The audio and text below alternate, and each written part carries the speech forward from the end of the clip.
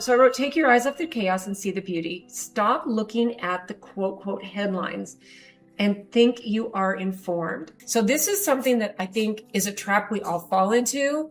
We're watching the headlines of all the stuff that the algorithms feed us, and we think that we're informed by seeing these headlines.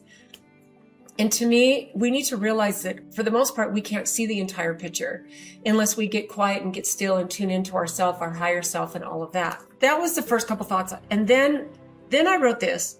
I feel like there's vibrational recalibrations that are happening so big right now.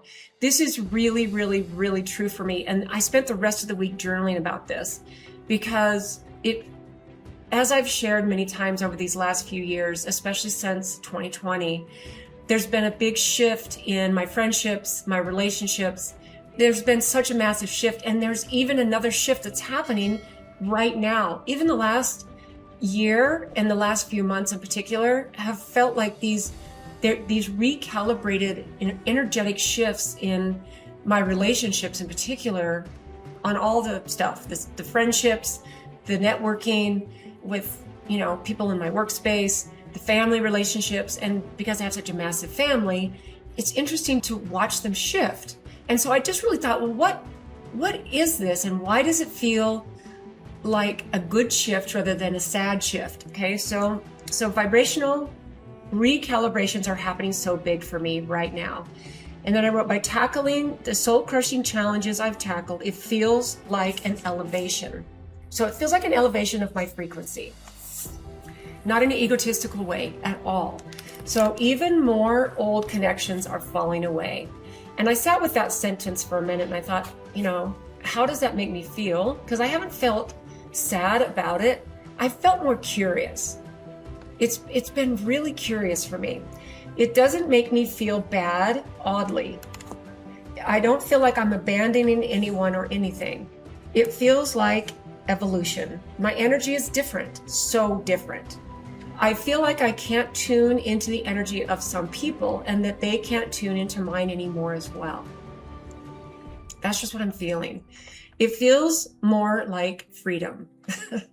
And this is where I get to stay curious, because it's not like this is an egotistical thing. It feels like so curious to me it's like tuning into a different channel. It's like being on a different station. You change your station and you literally cannot hear what the other channels are doing, if that feels right. So it feels more like freedom. No more small talk and no more draining obligations. That's what it has felt like to me. And then I'll run into one of those draining obligations that now are happening a lot less often. And I go, okay, this is why this feels like freedom to me, because I don't have to do that anymore. I mean, I've always detested small talk. I've always been able to do it, but it's actually heightened to a point where, short of being rude, I just can't do it. I'd rather sit in beautiful silence with someone that I'm having a conversation with when there's maybe moments of lapses.